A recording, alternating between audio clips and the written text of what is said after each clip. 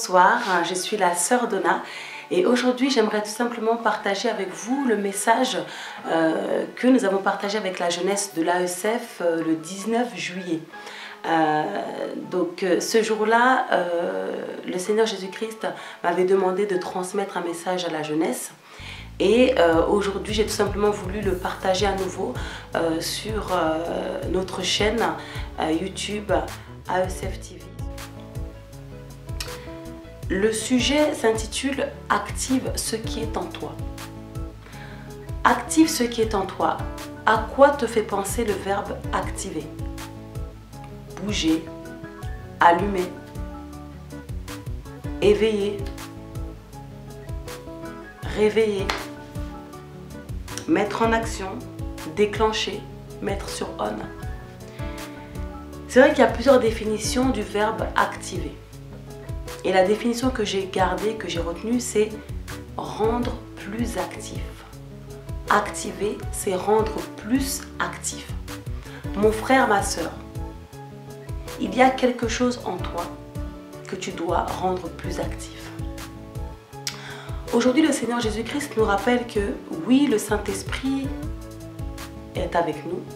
Il nous accompagne dans notre marche avec lui. Mais pour que nous puissions porter les fruits que Jésus veut que l'on porte et pour que nous puissions vraiment réaliser les œuvres de Dieu dans toute leur plénitude, nous devons activer quelque chose en nous. Nous avons une décision à prendre. Nous avons une action à poser. Nous avons un pas à faire. Active ce qui est en toi. C'est vrai qu'il y a beaucoup de choses en nous. Mais on va s'arrêter sur l'essentiel. Ta foi. Active ta foi. Mets ta foi en action. Mets ta foi en action. Une personne qui croit en Jésus-Christ écoute Jésus-Christ. Une personne qui croit en Jésus-Christ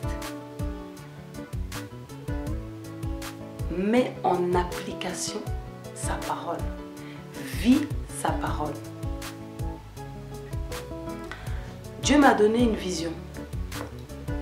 Il m'a parlé pour ce message, il m'avait donné une vision. Il m'a dit, voilà, il y a une pièce sombre, il y a un interrupteur, il y a une lampe et il y a des meubles. Toi, maintenant, tu te trouves dans cette pièce-là. Il y a l'interrupteur, il y a la lampe, il y a les meubles. Si tu ne prends pas la décision d'appuyer sur l'interrupteur, il ne se passe rien. On est d'accord? Si tu ne décides pas d'appuyer sur l'interrupteur pour que la lumière s'allume, il ne se passera rien. Et pourtant, l'interrupteur est là, la lampe est là. Tout est là pour toi, tout est prêt pour toi. Mais si tu n'appuies pas sur l'interrupteur, il ne se passera rien.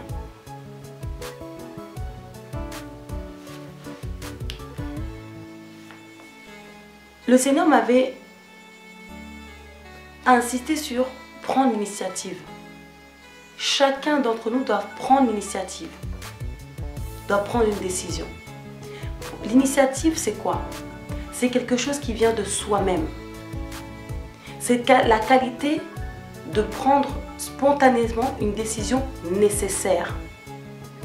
Et j'ai été chercher la définition de nécessaire. Nécessaire, en fait, c'est une chose dont l'existence rend possible une autre chose. Par exemple, l'eau permet la vie. Sans l'eau, il n'y a pas la vie. L'existence de l'eau permet que la vie soit. Si aujourd'hui, toi, tu prends la décision nécessaire de marcher sur un chemin éclairé, d'appuyer sur l'interrupteur, donc de mettre ta foi en action, de marcher sur un chemin éclairé, la lumière qui représente la parole de Dieu,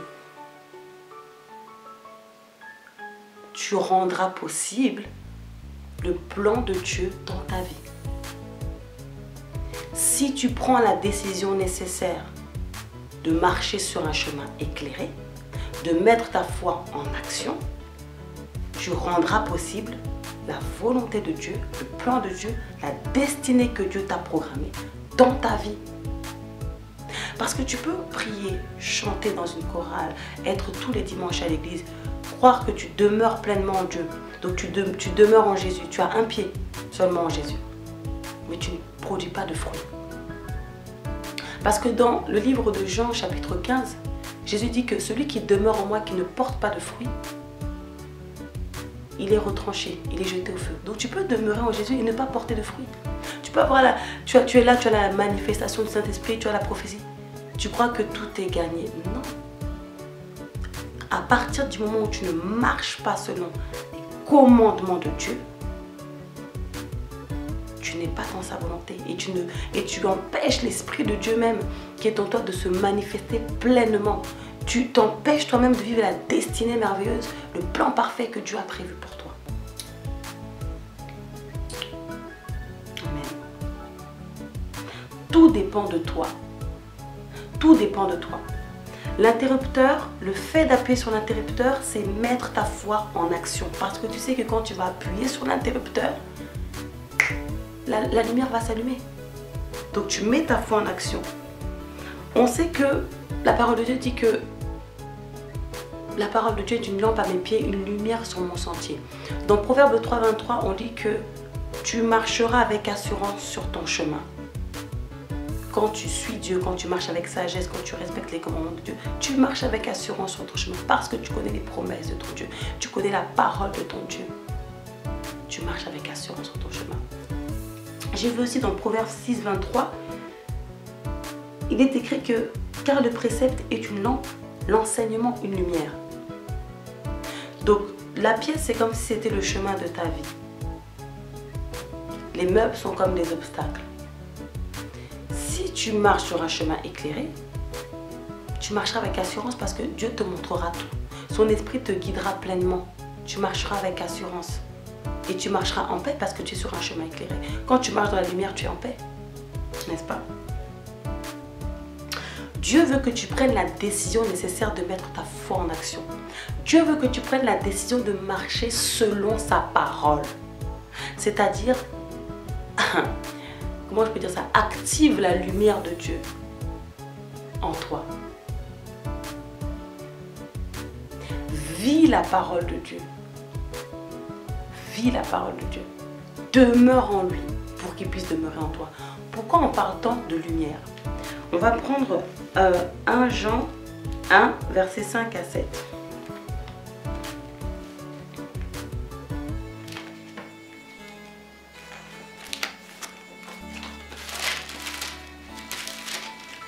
Alors, la nouvelle que nous avons apprise de lui et que nous vous annonçons, c'est que Dieu est lumière et qu'il n'y a point en lui de ténèbres. Si nous disions que nous sommes en communion avec lui et que nous marchons dans les ténèbres, nous mentons et nous ne pratiquons pas la vérité. Mais si nous marchons dans la lumière comme lui, il est lui-même lumière, nous sommes mutuellement en communion et le sang de Jésus-Christ, son Fils, nous purifie de tout péché.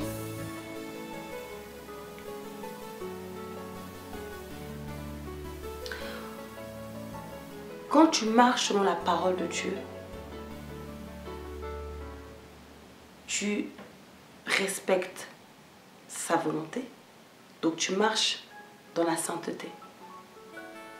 Tu deviens tellement pur que tu commences à briller comme lui.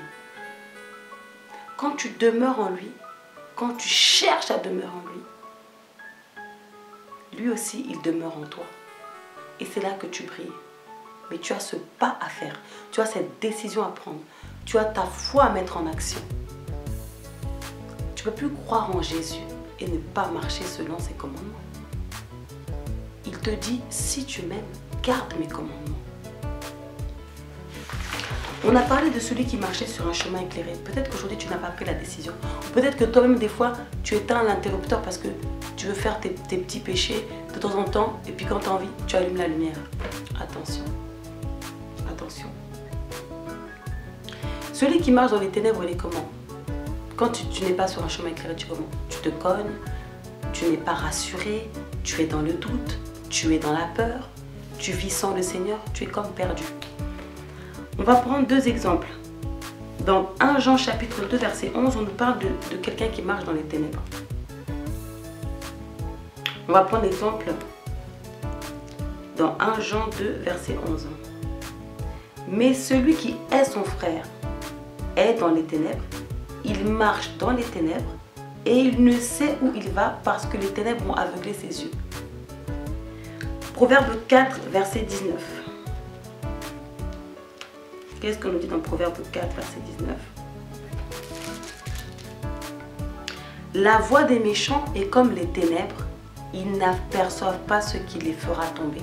Donc quand tu es dans les ténèbres, tu ne vois rien, tu ne sais même pas où tu vas. Tu es aveuglé. Tu es aveuglé. Et aujourd'hui, Jésus te demande de faire le choix, de marcher sur un chemin éclairé. Ce chemin éclairé, c'est la parole de Dieu. Vis selon la parole de Dieu. Vis selon l'enseignement de Dieu. Et tu vivras sur un chemin éclairé. Tu marcheras avec assurance sur ton chemin. Active la lumière de Dieu en toi. Réveille le disciple de Jésus-Christ qui est en toi.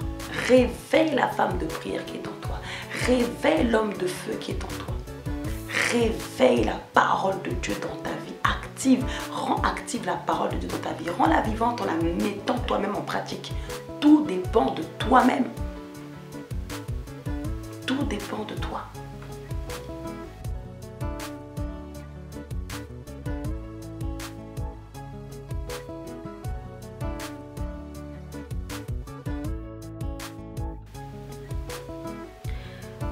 Je dis réveille le disciple qui est en toi parce que tout est déjà prêt pour qu'on puisse suivre Jésus-Christ.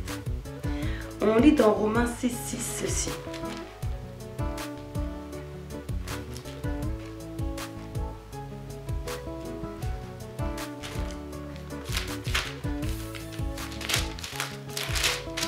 Romains 6, 6. Sachant que notre vieil homme a été crucifié avec lui, afin que le corps du péché fût détruit, pour que nous ne soyons plus esclaves du péché, car celui qui est mort est libre du péché.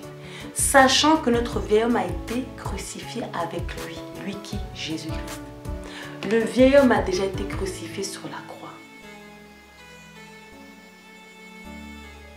Ça veut dire que depuis le sacrifice de Jésus-Christ à la croix, on a cette grâce-là de devenir une créature nouvelle. Tant qu'on respire, tant que tu vis mon frère, tant que tu respires ma soeur, il n'est pas trop tard.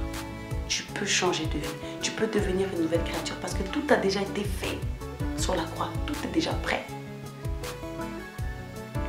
Je vais prendre Éphésiens 5 verset 8. Tout est déjà prêt pour que nous puissions devenir des créatures nouvelles. On nous dit dans Éphésiens 5, 8, autrefois vous étiez ténèbres et maintenant vous êtes lumière dans le Seigneur. Donc on nous parle déjà au passé. Autrefois vous étiez ténèbres. Le Seigneur sait ce qu'il peut faire avec toi. Mais fais ce pas. Avec Dieu, on a toujours notre part à faire. Jésus-Christ, il ne dit pas « Je demeure en vous et vous demeurez en moi ». Il dit « Demeurez en moi et je demeurerai en vous ».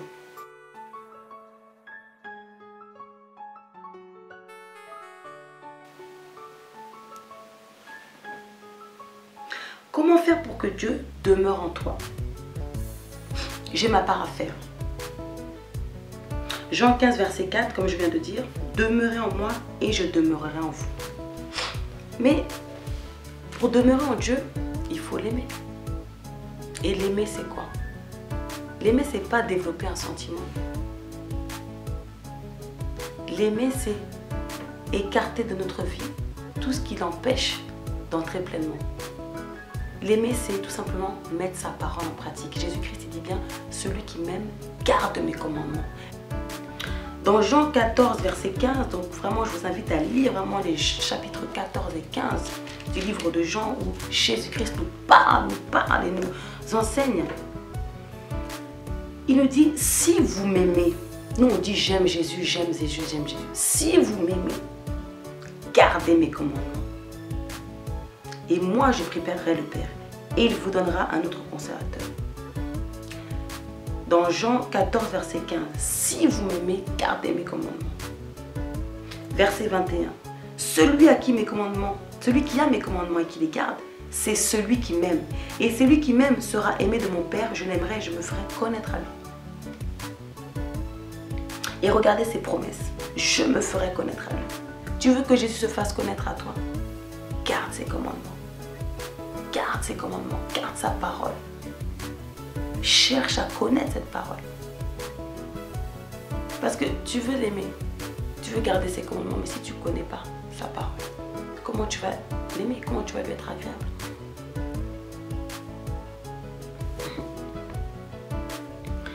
On a encore une autre promesse dans Jean 15, verset 7. Si vous demeurez en moi et que mes paroles demeurent en vous, donc que vous les mettez en pratique, demandez ce que vous voudrez, cela vous sera accordé. En plus, on a des promesses merveilleuses. Si vous demeurez en moi, que mes paroles demeurent en vous, demandez ce que vous voulez. Tu veux avoir ce que tu veux. Tu dis, je prie, Dieu ne m'exauce pas. Mais est-ce que tu marches selon sa volonté? Est-ce que tu gardes ses commandements? Question. Ça me rappelle un verset. Quand Jésus dit, si vous demeurez en moi et que mes paroles demeurent en vous, demandez ce que vous voudrez et cela vous sera accordé. C'est comme quand on dit, fais de l'Éternel tes délices, il te donnera ce que ton cœur désire. Mais pour avoir ce que ton cœur désire, tu dois faire de l'Éternel tes délices. Tu as toujours ce pas à faire, une action à poser pour obtenir quelque chose. Parce que Dieu veut un cœur sincère, un cœur qui le cherche. Il se révèle à ceux qui le cherchent de tout leur cœur. Fais de l'Éternel tes délices. On va revenir sur le mot délices tout à l'heure.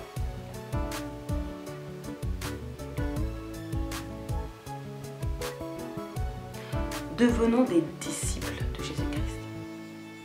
Jésus-Christ, il veut des disciples qui marchent selon ses commandements. Dans Jean 8, 30-32, il nous parle et nous dit ceci. Jésus-Christ nous parle. Il nous parle. Il nous dit ceci. Si vous demeurez dans ma parole, encore une fois, vous êtes vraiment mes disciples. Si vous demeurez dans ma parole, vous êtes vraiment mes disciples. Vous connaîtrez la vérité vous affranchira. Mais si on ne demeure pas dans la parole de Dieu, comment on va être affranchi? Comment on va être vraiment libre? Comment on va connaître la vérité? On se pose des questions des fois. On dit cherchez premièrement le royaume des cieux et le reste vous sera donné par-dessus. Demeure en Jésus, il demeurera en toi.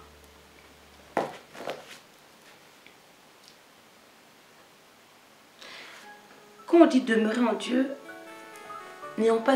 cherchons une relation sincère avec lui. Cherchons-le. Cherche Dieu. Dis Seigneur, je cherche ta face, j'aimerais te connaître, je ne te connais pas. Je veux apprendre à t'aimer. Apprends-moi à t'aimer, à garder tes commandements. J'ai appris que t'aimer, c'était garder tes commandements. Apprends-moi cela, Seigneur. Comme David priait, je serre ta parole contre mon cœur. Apprends-moi à être comme David. À serrer ta parole contre mon cœur afin de ne point pécher contre toi. Seigneur Jésus-Christ, apprends-moi à demeurer en toi pour que tu demeures en moi. Afin que je puisse porter les fruits que toi tu veux que je porte. Et que je sois agréable à Dieu. Et que toi et le Père vous fassiez votre demeure chez moi.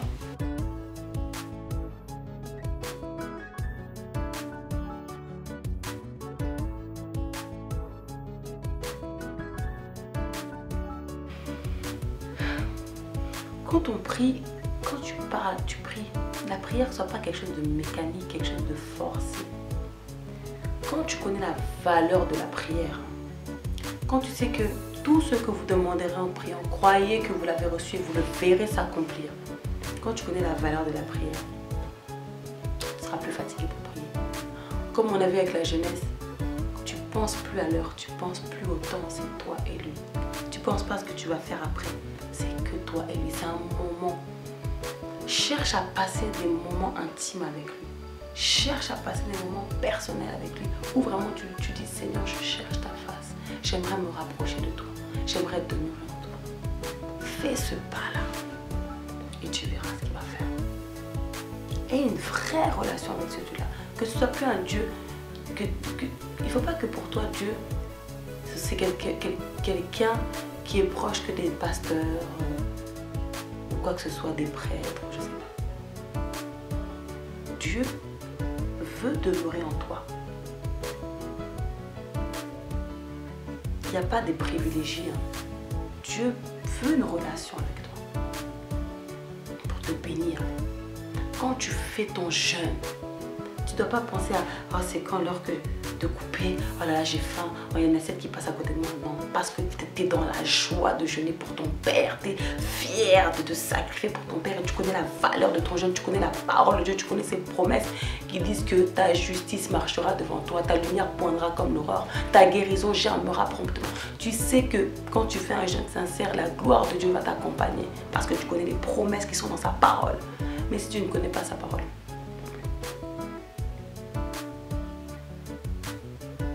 quand on te demande de méditer la parole de Dieu, la valeur de méditer la parole de Dieu. Dans le psaume 1, on nous dit, heureux l'homme qui médite la parole de jour et nuit. Il est comme un arbre planté près d'un courant d'eau qui donne son fruit en sa saison.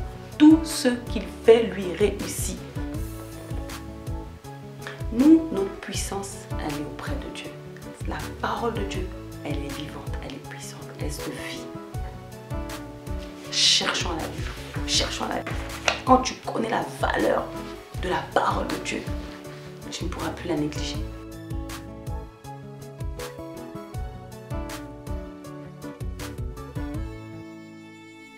Nourris-toi de Jésus-Christ, de la parole de Jésus-Christ. Il nous parle dans ce chapitre que j'aime beaucoup, dans Jean chapitre 15. Soyons comme le cep et le sarment. Attachons-nous à Jésus-Christ comme le cep l'est au sarment. Donc, le cep, c'est comme un tronc, c'est le tronc d'arbre. Les sarments, ce sont les branches. Jésus-Christ dit bien, comme on l'a dit tout à l'heure, tout sarment qui est en moi et qui ne porte pas de fruits, le vigneron, donc Dieu, le retranche. Et tout sarment qui porte du fruit, il les monte afin qu'il porte encore plus de fruits. Donc Jean chapitre 15 verset 2. Et tout sarment qui porte du fruit, il l'émonde afin qu'il porte encore plus de fruits. Il l'émonde. Qu'est-ce que ça veut dire? Quand tu lis la parole de Dieu, cherche la définition des mots que tu ne comprends pas. Il l'émonde. C'est-à-dire que quand tu vas porter des fruits, donc toi tu as fait ce pas-là, de demeurer en Dieu, tu portes des fruits, tu œuvres selon sa volonté, etc. Tu contribues à l'avancement de son œuvre. Tu marches dans la volonté de Dieu. Tu portes des fruits. Mais quand tu vas porter des fruits, qu'est-ce que Dieu va faire? Il a vu que tu as porté des fruits, il a vu que tu cherchais à demeurer en lui, il a vu ton initiative, il a vu ta volonté. Maintenant, il va t'émonder. Donc, il va encore te tailler, enlever les mauvaises herbes. J'ai vu que émonder en latin, c'était emundare, et que ça voulait dire purifier, nettoyer. Regardez comment Dieu est merveilleux. Donc quand tu es dans son œuvre, quand tu marches selon sa parole, selon sa volonté, et que tu portes ses fruits, tu respectes ses commandements, tu as fait ce pas-là, tu as pris cette décision, tu as été le seul à l'initiative de cela, tu as mis un cœur sincère à faire cela, tu as mis ta foi en action. Ok?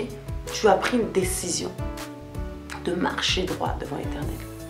Maintenant, lui, comme il voit ce cœur sincère, il va encore te purifier, te nettoyer, t'émonder.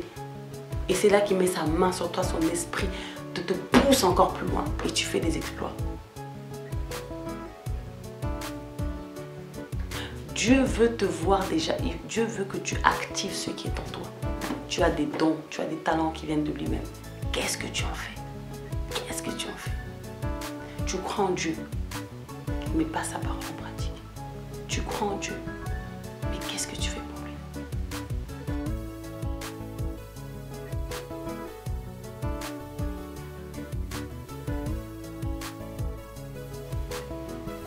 L'amour du prochain. Est-ce que tu aides ton prochain? Qu'est-ce que tu apportes autour de toi? Est-ce que tu consoles les malheureux? Est-ce que tu soutiens les faibles? Est-ce que tu parles de la parole de Dieu autour de toi? Est-ce que tu fortifies tes frères avec la parole de Dieu? Est-ce que tu enseignes, ne serait-ce qu'à la maison, tes parents, tes cousins, tes cousines? Toi, tu es jeune, tu pries Dieu, tu es à fond, mais tu parles mal à tes parents. Tu parles très mal à tes parents. Tu désobéis souvent à tes parents. tu réponds très mal à tes parents. Mais tu es à fond dans la prière, les réunions de prière, tu es là, les œuvres de jeunesse, tu es là. Mais à la maison seulement, ton comportement ne reflète même pas Jésus-Christ.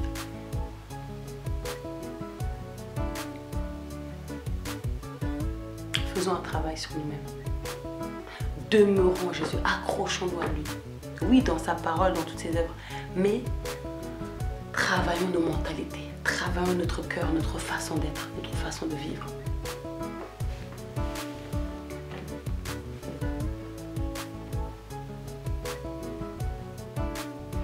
Fais de l'Éternel tes délices et il te donnera ce que ton cœur désire. Tu sais par exemple que tu as du mal à prier, tu as du mal à lire la Bible. Mais qu'est-ce que tu as mis en œuvre comme action pour remédier à ça? Tu sais que tu es quelqu'un que, ah bon, moi j'arrive bien à prier, mais j'arrive pas trop à lire la Bible. Ou moi je lis la Bible, mais je médite, mais j'arrive pas trop à prier.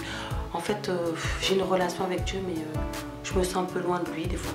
Qu'est-ce que tu fais pour remédier à ça? Tu connais, tu sais ce qui... Tu sais qu'il y a un blocage. Tu sais qu'il y a quelque chose qui bloque. Et c'est toi, de toute façon, qui bloque. C'est toi-même. C'est toi-même qui éteins ton interrupteur. C'est toi-même qui éteins ta lumière. C'est toi qui choisis de ne pas marcher selon la parole de Dieu. Tout dépend de toi-même. De toi-même. Qu'est-ce que tu attends? Si tu sais que tu n'arrives pas à construire une relation, c'est-à-dire à chercher Dieu dans sa parole, parce que c'est quelque chose qui ne se force pas, prie.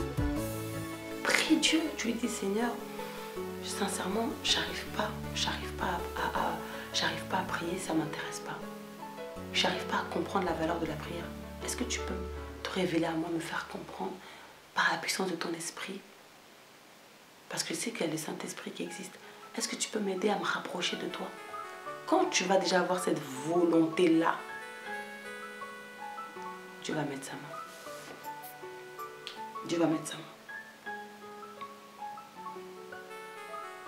Quand tu vas dire, Seigneur, apprends-moi à faire de toi mes délices. Dieu va agir. Apprends-moi à demeurer en toi. Mais Dieu va t'aider. Ça, c'est des prières intéressantes. Tu te demandes des choses spirituelles. Tes prières sont axées sur des choses spirituelles. Là, tu es en train d'élever ton esprit, de développer ton intelligence. Fais de l'Éternel tes délices. Est-ce qu'on se rend compte du mot délice? Délice, c'est quoi? Délice, c'est quoi délice? Pense à un plat que t'aimes.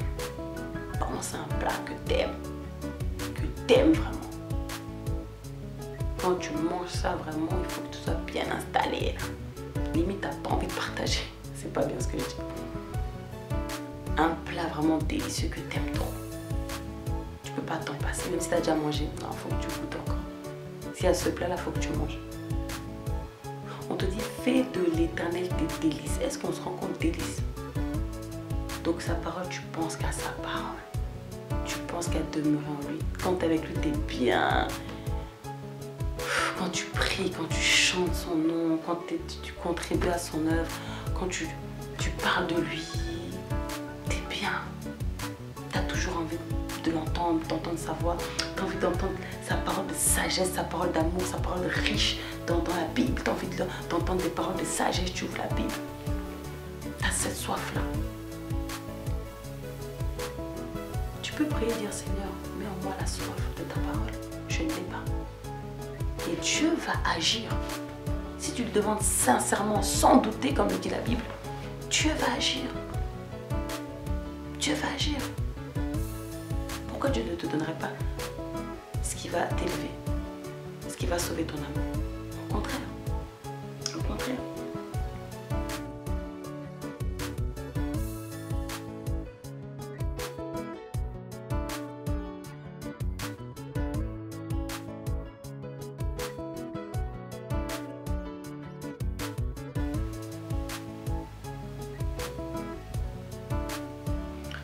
Vraiment, chacun connaît ses défauts. On a tous un défaut, personne n'est parfait. Dans ta personnalité, tu as un défaut. Peut-être que tu t'énerves vite. Peut-être que tu ne supportes pas parler avec tes parents. Tu es agressif avec tes parents, mais tu ne sais pas pourquoi. Tu es égoïste, je sais pas, t'es plutôt de nature jalouse, envieux. tu es peut-être orgueilleux, tu as tendance à être trop sûr de toi, écraser les autres. On te reproche souvent, je ne sais pas, quelque chose en particulier. Tu es dans le mensonge, tu voles, tu es, je sais pas, tu as des addictions. Tu es accro à des choses qui sont mauvaises, des choses qui souillent ton corps, des choses qui t'éloignent de Dieu, parce que c'est le péché ce qui nous sépare de Dieu, ce qui nous éloigne de Dieu, c'est le péché. On sait que le salaire du péché, c'est la mort. Prends 30 secondes et pense à tes défauts. Pense à tes défauts. Soumets-les à Dieu. Parce que la Bible dit quelque chose de très important. Celui qui dit qu'il n'a jamais péché est un menteur.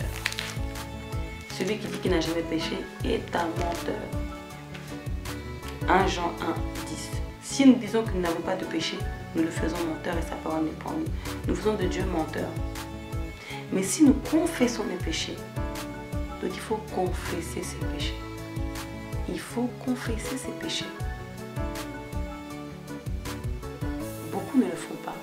Croyez-moi, c'est une libération. Si nous confessons les péchés, il est fidèle et juste pour nous les pardonner, pour nous purifier de toute iniquité. Il est fidèle et juste pour nous les pardonner, pour nous purifier de toute iniquité. Prends 30 secondes, maintenant. Là, on n'est pas dans les hauts démons, mauvais esprits. Toi-même, tes défauts que tu as, qui t'éloignent de Dieu. Les choses que tu fais dans ta vie qui ne sont pas en accord, en conformité avec la parole de Dieu, la volonté de Dieu. Pense à ça maintenant. Fais ta prière. Saisis cette occasion. Saisis cette opportunité. Libère-toi. Il a déjà tout payé. Libère-toi. Profite. Libère-toi. Confesse. Parle à ton Dieu. Demande du pardon. Et aide-moi à changer, Seigneur. Encore une fois, si tu fais ce pas-là, tu fais ta foi, tu mets ta foi en action. Tu sais que si tu demandes au Seigneur, il va faire. Il va faire. Tout ce que vous demanderez en priant, croyez que vous l'avez reçu et vous le verrez s'accomplir.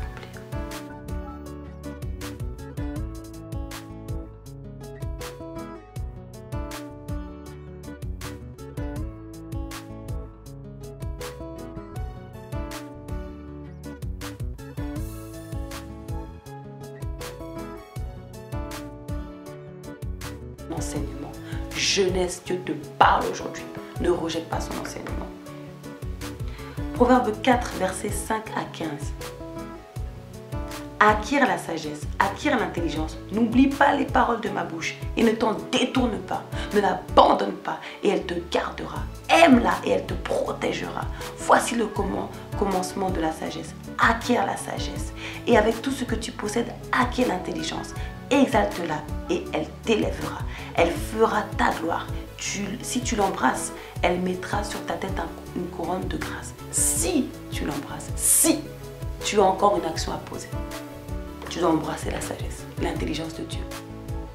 Et elle te mettra sur ta tête une couronne de grâce. Dieu dit, écoute mon fils et reçois mes paroles. Et les années de ta vie se multiplieront. Promesse.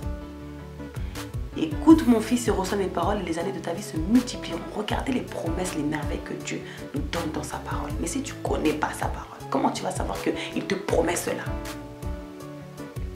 Je te montre la voie de la sagesse, je te conduis dans les sentiers de la droiture. Si tu marches, ton pas ne sera point gêné. Si tu cours, tu ne chancelleras point. Retiens l'instruction, ne t'en dessaisis pas. Garde-la, car elle est ta vie. N'entre pas dans le sentier des méchants et ne marche pas dans la voie des hommes mauvais. Évite-la, n'y passe point, détourne-toi et passe outre. Dieu te parle. Toujours chez Proverbe 4, 20 à 21. Dieu te parle. Mon fils, sois attentif à mes paroles. Prête l'oreille à mes discours, qu'ils ne s'éloignent pas de tes yeux.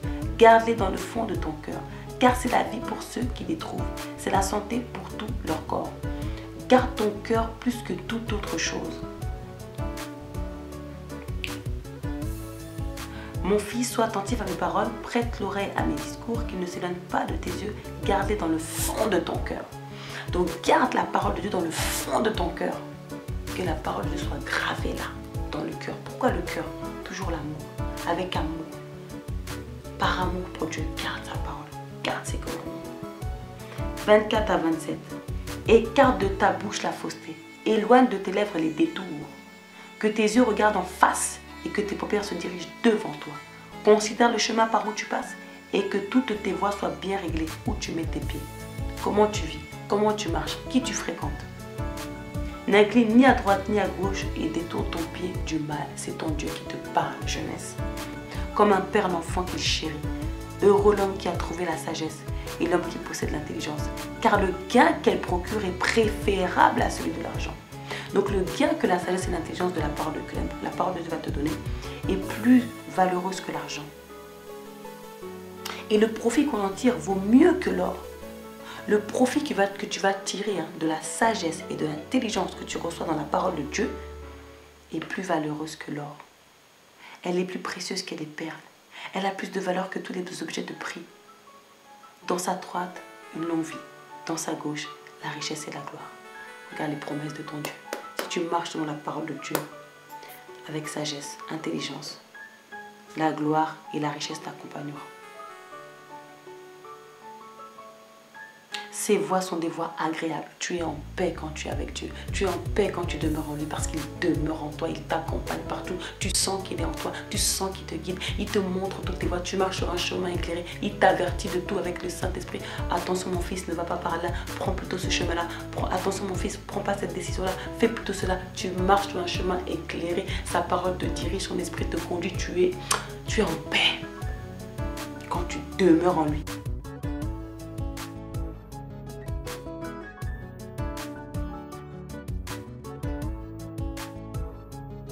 Garde la sagesse et la réflexion. Elles seront la vie de ton âme. Elles orneront ton cou. Alors tu marcheras avec assurance sur ton chemin et ton pied ne heurtera pas. Si tu te couches, tu seras sans crainte. Et quand tu seras couché, ton sommeil sera doux. Et ton pied ne heurtera pas. Si tu te couches, tu seras sans crainte. Et quand tu seras couché, ton sommeil sera doux. Ne redoute ni une terreur soudaine, ni une attaque de la part des méchants, car l'Éternel sera ton assurance. Et il préservera ton pied de toute embûche. Regarde les promesses de ton Père.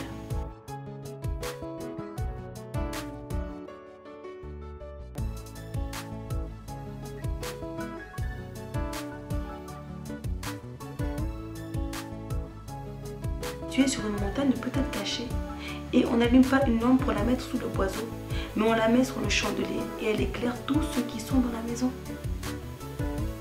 Dieu veut faire de toi une lumière pour éclairer tous ceux qui sont égarés.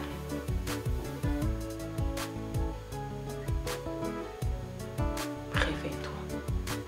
Tu as des dons, des talents, des qualités. On est tous différents, on a tous un caractère différent, on a tous des qualités différentes. Et c'est ce qui fait notre richesse. Réunis ensemble, on est un peuple riche parce que Dieu a mis en chacun de nous quelque chose de particulier. Mais active-toi, active ce qui est en toi, active la parole de Dieu dans ta vie, rends plus active la parole de Dieu dans ta vie, dans le sens où tu dois vivre la parole de Dieu. Mets ta foi en action. Ne sois plus quelqu'un qui dit moi je crois en Jésus, mais comment tu peux dire je crois en Jésus, mais tu n'appliques même pas sa parole. Tu ne vis même pas sa parole. Tu n'es même pas disciple de Jésus. Jésus-Christ veut des disciples, des gens qui font sa volonté, qui réalisent, qui exécutent sa volonté, des gens soumis par amour pour lui, soumis à la volonté de Dieu.